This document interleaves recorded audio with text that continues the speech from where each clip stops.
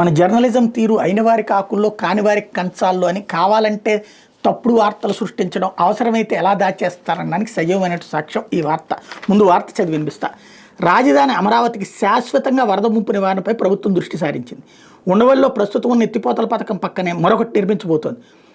ప్రపంచ bank, Asia అభివృద్ధి bank సూచనల మేరకు ఈ చర్యలు చేపట్టింది. ఎక్కడైనా వరద ముంపు అన్నటువంటిది రాజధానిలో ఉంది అని ఒప్పుకుంటున్నారు ఇంతకాలం. ఇప్పుడు ఒకసారి ఒక కెనాల్ కట్టారు, ఏది వరద నీళ్ళని తీసుకెళ్ళి కృష్ణలో పోసేందుకు ఒక ప్రాజెక్టు, అది చాలదని మళ్ళీ మరొక ప్రాజెక్టు కడుతున్నారు. అంటే ఏంటి? ప్రభుత్వం విజన్ ఉంటే 25 ఏళ్ల విజను, 50 ఏళ్ల విజను, 70 ఏళ్ల విజను, 100 ఏళ్ల విజను ఉన్నోళ్ళు ఎవరైనా అక్కడ ఎంత వరద వస్తుందో ముందుగా ఎస్టిమేషన్ వేసి మొత్తం వరద పోయేటందుకు కాలువ కడతారా, లేకపోతే కొంచెం వరద పోయేటందుకు కాలువ కడతారా? ఇప్పుడు ప్రభుత్వం మళ్ళీ ఇంకొక కాలువ కట్టుకోవాల్సి వస్తుంది అంటే అది గొప్పగా చేస్తున్నట్టు చెప్పుకోవడం అన్నది మీడియాకే చెల్లినటువంటి విశేషం.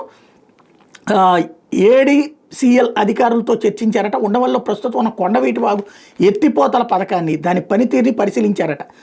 గరిష్టంగా వరద వచ్చినా ఎత్తిపోసేందుకు మరొకటి నిర్మించాలని ఏడీబీ సూచించిందట. అమరావతిలో కొండవీటి వాగు, పాలవాగు, కొంతమేర కోటేళ్ల వాగు ప్రవహిస్తున్నాయి. వీటిలో పెద్దదైన కొండవీటి వాగు మొత్తం 29 కిలోమీటర్ల మేర ప్రవహించి ఉండవల్లిలోని కృష్ణానది హెడ్ రెగ్యులేటర్ దగ్గర కలుస్తుంది. మధ్యలో పాలవాగు, కోటేళ్ల వాగు వచ్చి ఇందులో కలుస్తాయి. గతంలో తెలుగుదేశం పార్టీ హయాంలో ముఖ్యమంత్రి చంద్రబాబు వరద నివారణ పనులకు శ్రీకారం చుట్టారు. ముంపు సమస్యను పరిష్కరించేందుకు తెలుగుదేశం పార్టీ హయాంలో కొండవీటి వాగు ఎత్తిపోతల పథకాన్ని నిర్మించారు.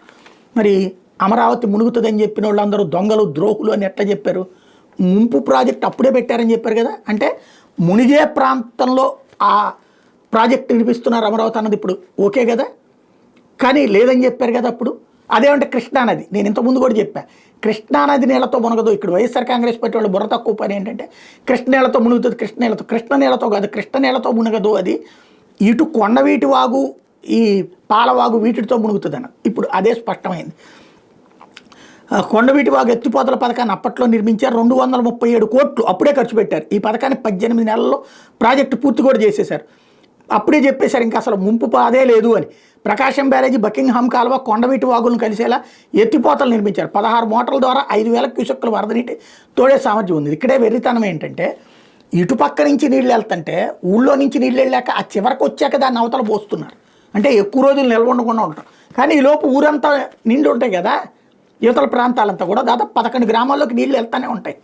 దానికి ఇప్పుడు ఆల్టర్నేటివ్ అన్నది ఇప్పుడు ఏంటంటే అమరావతిలో గత 100 ఏళ్ల వర్షపాత గణాంకాలను ప్రపంచ బ్యాంకు, ఏడీబీ అధికారులు విశ్లేషించారట. గరిష్టంగా వరద వస్తే నీళ్లు తోడేందుకు ఇప్పుడున్న ఎత్తిపోతల పథకం సామర్థ్యం ఏమాత్రం చాలని పరిస్థితుందట. మరి ఏమాత్రం చాలదని తెలిసినప్పుడు ఇంతకుముందు ఎట్లా కట్టారు? అది చాలేటప్పుడు అప్పుడే కట్టాలి కదా. ఇప్పుడు డబుల్ పని అవ్వలేదా? అప్పుడే మరి ఎంత 237 కోట్లు తగలేసేసారు కదా. అప్పుడే చేసేస్తే ఏ 300 కోట్లకు 350 కోట్లకు అయ్యేది కదా. కానీ అద్భుతం చేసేసామని చెప్పుకునేటటువంటి పరిస్థితి. ఇక్కడ ఇది ఇప్పుడు 7,350 క్యూసెక్కుల సామర్థ్యంతో మరో ఎత్తిపోతల పథకాన్ని నిర్మించాలని సూచించారు. అంటే ఇదివరకు ఒక 5,000 క్యూసెక్కులు, ఇప్పుడు 7,350 క్యూసెక్కులు. అంటే 12,350 క్యూసెక్కులు నీరు వస్తుందని అంచనా వేస్తున్నారు అక్కడ. ఏది వరదకి సంబంధించి అంటే 12,350 క్యూసెక్కుల నీళ్ళ వరద వస్తుందన్నటువంటిది ఇక్కడ క్లియర్ అనమాట. ఈ నీటిని కృష్ణానదిలోకి ఎత్తిపోస్తారు. దీంతో భారీ ఎత్తిపోతల పథకానికి సంబంధించి డిజైన్ల తయారీ కోసం ఏడీసీఎల్ బిడ్లను ఆహ్వానించింది. వచ్చే నెల 14వ తేదీ వరకు టెండర్లు దాఖలు చేసేందుకు గడువు నిర్దేశించింది. ఎత్తిపోతల పథకంతో పాటు రాజధానిలో నిర్మించడం గ్రావిటీ కెనాల్ వద్ద వర్షపు నీటిని తోడేందుకు కూడా చిన్న పంపింగ్ స్టేషన్ నిర్మించబోతున్నారు. ఇది ఎక్కడనేది సర్వేలో తేలుతుంది. ఇప్పుడంటే వరద వచ్చేస్తుంది, వర్షం వచ్చేస్తుంది, ఆ నీళ్లు నిలబడతాయి. వర్షం వచ్చిన నీళ్ళని తీసుకొచ్చి మోటార్ల ద్వారా తీసుకొచ్చి కాలువలో పోయాలి. ఆ కాలువలన్నీ ఒక రిజర్వాయర్లో పోస్తారు. మళ్ళీ ఇటు వచ్చిన నీళ్ళని తీసుకెళ్ళి ఎత్తిపోతల ద్వారా పోస్తారు. ఇది ఆ ప్రాంతంలో అద్భుతమైన విజన్తో మనం చేస్తున్నటువంటి గొప్ప ఎత్తుగడ.